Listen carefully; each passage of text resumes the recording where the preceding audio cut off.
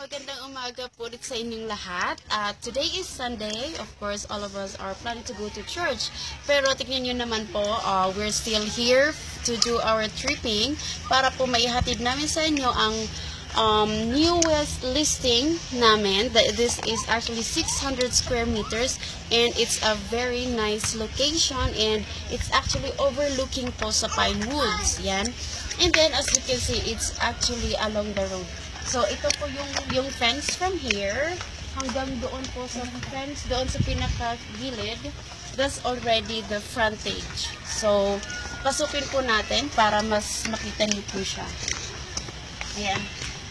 Actually, itong pinasukan ko, this is the right of way. So may road ulit na i-construct dito pababa.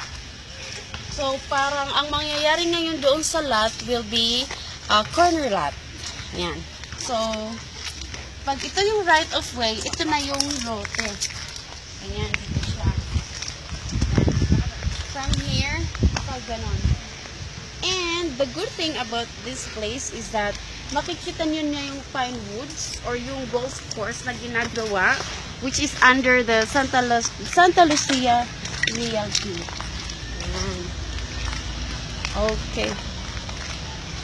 So pag titignan nyo siya, corner lot, at the same time yung hindi na masyadong aayusin yung lote or walang masyadong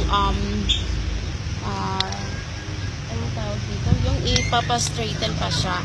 Pero since ganito yung structure niya, it will be a perfect for a vacation house or like an apartment kasi po malapit din siya sa National High School dito po sa Asin Road. So pag gusto niyo po mag-tripping, you can just contact me anytime, anywhere. Thank you so much po and have a good day.